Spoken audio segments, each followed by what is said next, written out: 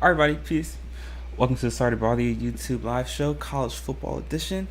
As you guys know, I'm your host, Casuan, and wherever or however you are listening, we are so grateful to have you here with us. Listen, we have got a wonderful show for you today, guys. This is our college football show, so we're going to be doing obviously some recap from the main points, some of the big headlines from college football this past weekend. Very interesting weekend for the world of college football.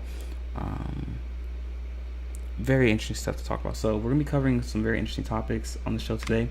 We're going to be discussing the reemergence of Alabama and whether they should be considered legitimate title contenders once again, now that they're ranked in the top 10. We're also going to be recapping the matchup between Penn State and Ohio State. Very highly touted Big Ten matchup. And we're also going to be discussing whether USC were frauds all along. Is this the most fraudulent team in college football history? We're going to be discussing all of that and then some. But before we get started, if you haven't already, guys, be sure to hit that like button, hit that subscribe button as well, so you guys can stay up to date on all of our latest content. And be sure to follow us on Patreon as well. You can do so by going to patreon.com, clicking on the search bar, and typing in Sorry to Bother You Show. That way you can get access to all of our exclusive content that we post daily. And if you would like to support our network and our company, you can do so by following the link in the ticker below. It's streamelements.com/sorry to bother you show/tip. Once again, it's streamelements.com/sorry to bother you show/tip. None of this is possible without you guys, the fans. We're so grateful and honored for all the support and love that you show us. And we're grateful to be one of the few media platforms that provide unbiased truth as opposed to clickbait narratives. So, we're grateful to give you guys some authentic coverage of the world of sports. So, that being said, guys, let's get right into it. So, is Alabama legitimate title contenders? So for those who don't know, Alabama this past weekend defeated Tennessee, 17th ranked Tennessee, by a score of 20-34. Alabama was down by 13 going to the halftime, went on to score 27 unanswered points in the second half, led by Jalen Milroe, who actually had a great game against Tennessee. He went 14-21, 220 yards, 2 touchdowns, and Chase McClellan had 27 carries for 115 yards and a touchdown. Isaiah Bond and Jermaine Burton both had touchdowns for Alabama. The big thing here, though, for Alabama is, and it's something that we've talked about all year, is their defense has been stout, has been phenomenal all year long. And people watched the Texas game in which Alabama lost, and they said that the defense looked horrid. But if you really watch the game, you understand that the defense actually played phenomenal, played tremendous up until the fourth quarter. The issue is that the offense couldn't stay on the field, so the defense wasn't able to get any rest. But when the defense was playing, they played phenomenal. And so that, coupled with the fact that when the offense committed turnovers, it was on their side of the field, so the defense was not put in a good position. But if you watch the game, you understand that the defense for Alabama has been tremendous, and the defense for Alabama is continuing to improve. As I said before, the secondary of Alabama could be one of the best in the country. I think that Kool-Aid McKinstry is probably the best coverage corner in college football right now. Him with Malachi Moore, who just returned this weekend, is huge for Alabama secondary. Listen, this is a Tennessee team that was averaging over 320 yards in the air, but they limited Joe Milton to just 271 yards. And that, coupled with the secondary, the front seven of Alabama limited Tennessee to just 133 yards rushing. And this is a Tennessee team that was averaging over 175 yards rushing. So this is a great defensive team for Alabama. You could say that they're a bend don't break deep type of defense. I don't prescribe to that notion though, because you normally see that more in the NFL than in college football. But I will say what Alabama does a great job of doing is generating turnovers. And one thing that made Alabama teams special in previous seasons, or at least their defense, was their ability to score off of turnovers. I'll never forget, it was the 2017 season, I'm not mistaken, that Alabama defense had like 10 touchdowns off of turnovers. And Alabama was able to score off a forced fumble in this game against Tennessee. And it just adds more cushion, and it takes less pressure off the offense of Alabama to be efficient and to be productive, even though they already are. So this is an Alabama team that is led by their defense once again, as opposed to the previous 3 or 4 years where their offense was the mainstay, the staple point. It's going back to the days of old where the defense is leading the show down in Tuscaloosa. And this is a great testament to Nick Saban's coaching pedigree. This is the first time in a couple of years where Nick Saban has actually had to coach on the sideline.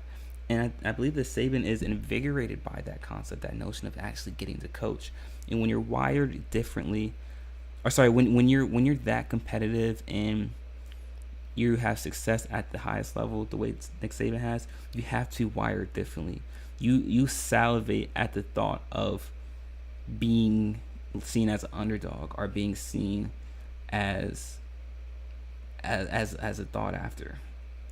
The guys that have an immense level of success at that level, they thrive in those moments, because they tell themselves, all right, I'm going to show you why I'm the best at what I do. I'm going to show you why I'm the best coach in college football. Let me do this. And I think Nick Saban is relishing in this moment right here, and it shows, because these guys have bought in, and this is the Alabama team that it appears that they have bought into the team concept of, we have to do this together. We're not a track star at the receiving core. We're not running back you like we used to be, at least this season. So we have to develop the team concept, and that's why I always say this year's Alabama team is very akin to the 2015-2016 Alabama team that won the national championship with Jake Coker as a starting quarterback, and Derrick Henry leading the charge there at the running back position. And if we look at Alabama's schedule the rest of the way, they've got a matchup against LSU at home, which, based on the trajectory that Alabama is going and the trajectory that LSU is going, you could argue that will be a guaranteed win for Alabama. And then after that, they got Auburn, and then it's the SEC championship game. And when you get to the SEC championship game, where it will most likely be against Georgia, and at that point, it's the winner take all. Because the way the college football playoff is set up right now, and the way the committee is likely going to rank the top 4, if Georgia goes undefeated, getting all into the SEC championship game, and they lose Alabama, I don't think there's a way you can get 2 SEC teams to have one loss in the college football playoff this year, because you could very well have an undefeated Big 12 champ, an undefeated ACC champ, and an undefeated Pac-12 champ. So, and an undefeated Big 10 team. So, we're talking about 4 conferences that have undefeated teams before we even get to an SEC champion that has one loss. So, this will be a very interesting year for the committee, because this is the most parity and the most leveled playing field that I've seen since the college football playoff inception back in 2014. So it'll be exciting to see. But is Alabama a legitimate contender? Yes, because they have a chance to win the SEC. And like we always say, all roads to the national championship goes through Alabama. In one way or another, it does. And that sentiment has not changed. And if Alabama wins the SEC championship, you can all but guarantee that they'll be in the college football playoff. But let me know what you guys think in the chat room. Is Alabama legitimate contenders to not only make the college football playoff, but win the national championship? Love to hear all about it. Let me know what you guys think. But in our next segment, guys, we are going to be discussing, the matchup between Penn State and Ohio State. So be sure to stick around for that, guys. You're not going to miss it. We'll be right back.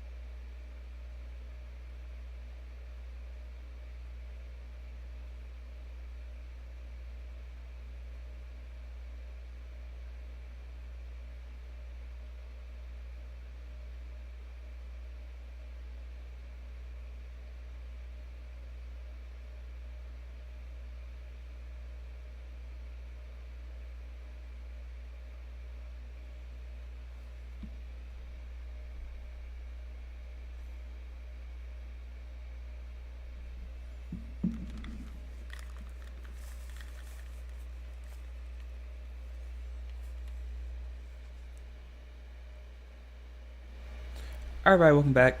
In case you missed the first segment of our show, we discussed the state of Alabama right now and whether they're legitimate title contenders after being put back into the top 10 in the AP poll, coming off of a resounding win over Tennessee.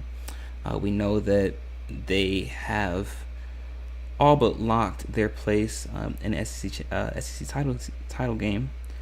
All they have to do is pretty much beat LSU in 2 weeks. And we discussed whether they have a legitimate chance of not only making the college football playoff, but actually winning the national championship.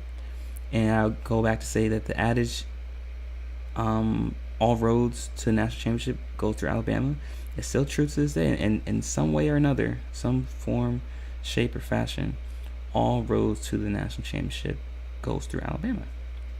So, with that being said, guys, in this segment, we're going to be discussing the Big Ten matchup between Penn State and Ohio State. And, I laugh at this because all season, I have been talking about how Penn State is the second or third best team in college football behind Georgia and Michigan. And I talked about how Penn State has a legitimate chance of winning the Big Ten and defeating Ohio State and defeating Michigan. And I was pretty confident. I was extremely confident in that pick. Based on what I've seen from Penn State, I talked about how Penn State had finally developed the offense to support the defense that has always been phenomenal, led by Frank Martin. But James Franklin. But it's interesting that I always talk about how how Notre Dame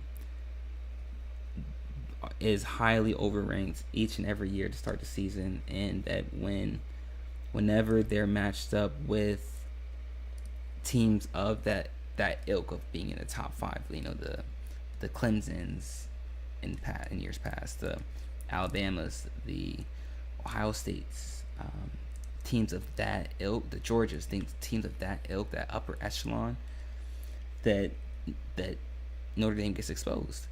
And you can start to say that Penn State is the same way. Listen, aside from when is the last time that Penn State had a resounding victory over a top 5 opponent? Could it be Ohio State back in 2016? So you could argue that Penn State is just like Notre Dame, and Notre Dame is just like Penn State. Little overrated, perhaps. Great defense, subpar offense, and when it comes to being matched up with that upper echelon, that top tier of teams in college football, they get exposed and their true selves get revealed, and it's revealed to the public why they shouldn't be considered and talked about in the same sentence as those top tier teams. And I thought that Penn State would be able to prove me wrong and be able to prove to the country that this year they are legitimate. They're legitimate contenders for national championship, but that just wasn't the case. And I do want to give credit to Ohio State. Listen, I'm still not sold on Ohio State either. But I've been saying that ever since their game against Notre Dame. Even with the addition of the return of Marvin Harrison Jr., I'm still not sold on Ohio State's defense or offense. Sorry, McCord is. I'm not sold on. I'm not sold on McCord at the quarterback position. But what helps Ohio State is their defense is phenomenal. I will say they have a very great defense, especially their front seven. But if we look at Ohio State,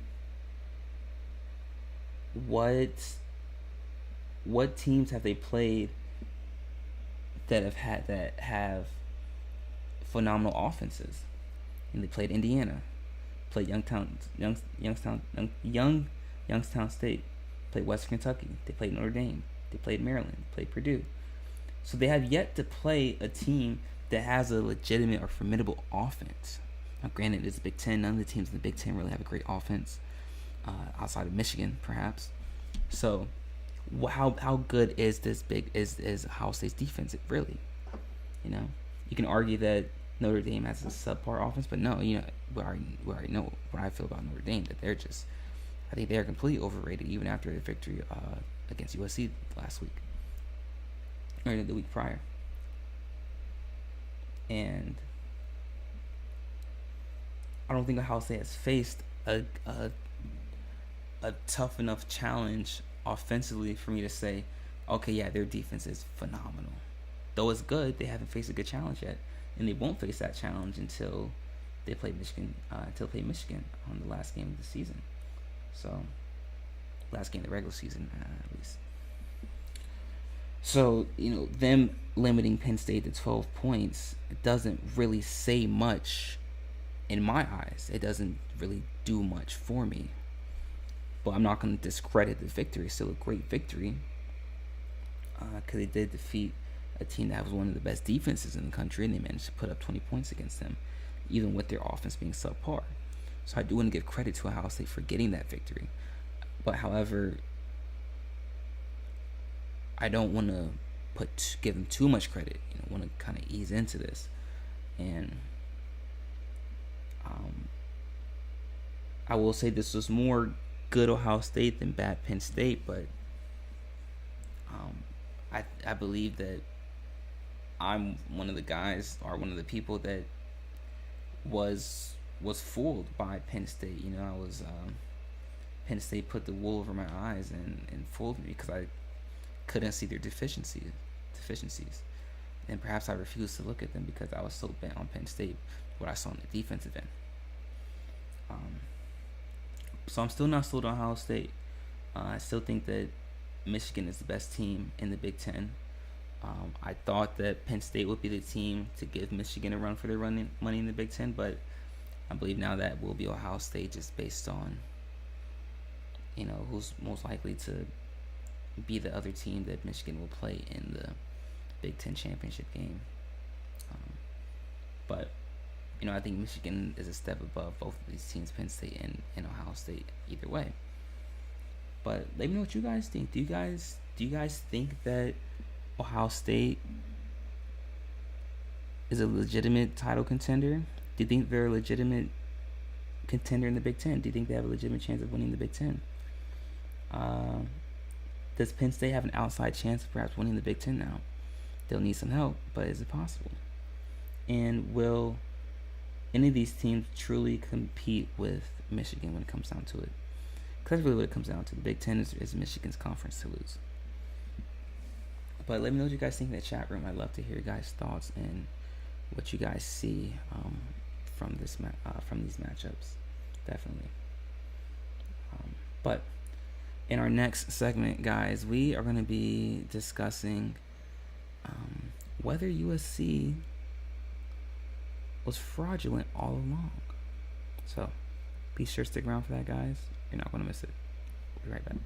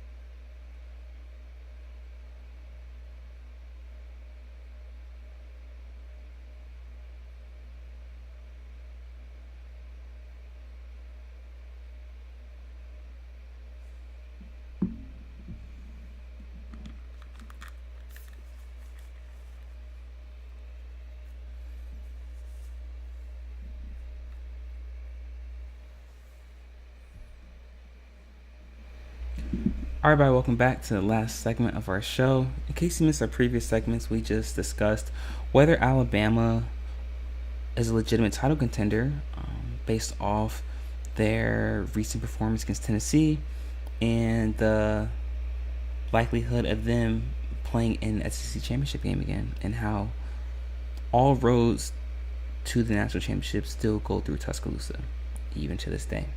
And we also discussed the matchup between Ohio State and Penn State, what that means for the Big Ten, and really what that means for Michigan, because when it comes down to it, Michigan is still the best team in the Big Ten, and it's their conference to lose. And in this segment, guys, we're going to be discussing how, as it says in the ticker, what has become of USC. Did USC have the wool over our eyes the entire time? Is this the most fraudulent team in college football history? I say no. I say no, because what Notre Dame and USC, or in Utah, exposed in USC were deficiencies that we had questions about all season long. Listen, we had talked about all year that USC hadn't faced an offensive threat, a legitimate offensive threat, yet they were still giving up a lot of yardage and a lot of points on the defensive end. We talked about the physicality on the interior, both offensively and defensively for USC, how those were still cause for concern. No one really ever questioned USC's offense, because I don't think their offense really has much of a question about it. I think they're legitimate, especially their receivers and their skill positions. And personally, though they say other analysts have said that their offensive line is questionable, I think they have a legitimate offensive line. I think their offensive line is one of the best in the Pac-12. But this is more so about their defensive woes. And obviously Utah, who has a very strong defensive line, perhaps one of the more physical teams in the Pac-12, Utah, completely exposed USC. However, what's more glaring is that Notre Dame was able to be productive offensively against USC. Now, granted, I will say that the defense of Notre Dame created a lot of turnovers and helped put the Notre Dame offense in better scoring position, which led to easier scoring opportunities for Notre Dame. So I will say that. But then also that kind of makes you question USC's offense as well, because they had yet to face a legitimate defense as well, I would say. So I wouldn't say that USC was necessarily fraudulent, or that they fooled us, because we did have questions about USC all along and how good they really were, especially on the defensive end. But what happens is, when you have a great player, i.e. Caleb Williams, you sometimes look over and you ignore those red flags or those deficiencies within your team as a whole. However, that works in basketball, because one player can have a more singular impact on the outcome of the game. But with football, you can't do that. It's hard. It's nearly impossible, right? So I don't think that USC fooled us in any way, shape, or form, or in any capacity. They just finally got exposed for who they are. But the reasons they lost against Notre Dame and Utah in the way in which they did were reasons why there were question marks next to USC. But, let's put it like this, because this is going to be the answer to this question, fourth and foremost. Throughout the entirety of the season, I never had USC ranked as one of the best teams in the Pac-12. It was always Washington. Personally, I had Oregon State, and then Oregon. Excuse me. And then perhaps USC or Utah. And I had Utah for a little bit ahead of USC because of the possibility of Cam Rising returning, but now that Cam Rising isn't back, he won't be returning. But even without Cam Rising, Utah still won, so you would still put Utah over USC in either way. So there's at least three teams ahead of USC in my eyes in the Pac-12, and that was my thought process all along. So I'm not surprised that USC lost to Utah. More surprised they lost to Notre Dame, because I'm not entirely sold on Notre Dame, but I'm not surprised they lost to Utah. I haven't truly been sold on USC all year, but now they slipped down to number 18, and they have all but eliminated themselves from the college football playoff. And then now questions become, okay, well, now what does Caleb Williams decide to do? Does he decide to leave, enter his name in the draft, or does he stay one more year because of the NIL money that he'll be able to receive? Those are questions for another day. We'll talk about that on a later episode of our show. But sticking with the right now, what has become of USC? I think USC just revealed to us who they were all along. A slightly overrated Pac-12 team with a Heisman quarterback that has major questions on the defensive end and struggled with physicality on the offensive end. When you reflect and think back about it, those are all issues they had last year. So the issues they had last year just carried over into this year. Nothing new under the sun, right? But with that being said, guys, that's it for our show for today. Thank you so much for tuning in. It's been a wonderful episode. If you haven't already, be sure to hit that like button, hit that subscribe button as well, so you guys can stay up to date on all of our latest content. And be sure to follow us on Patreon as well. You can do so by going to patreon.com, clicking on the search bar, and typing in "Sorry to Bother You Show." That way you can gain access to all of our exclusive content that we post daily. And if you'd like to support our network and our company, you can do so by following the link in the ticker below. It's streamelements.com/sorry-to-bother-you-show/tip. Once again, it's streamelements.com/sorry-to-bother-you-show/tip. None of this is possible without you guys, the fans, so we're just grateful and honored for all the support that you show us. So, that being said, guys, we'll be back again with our college football show on Wednesday, same time, 3 p.m. Eastern Standard Time. And we'll be back with our NFL show tomorrow, Tuesday, at 3 p.m. Eastern Standard Time. So, guys, we've got a lot of shows coming up. Be sure to subscribe so you can stay tuned in for the show dates and times. But with that being said, guys, we'll be back again, same time tomorrow, 3 p.m. Continue to stay safe, be vigilant, make smart decisions, and until next time, guys, peace.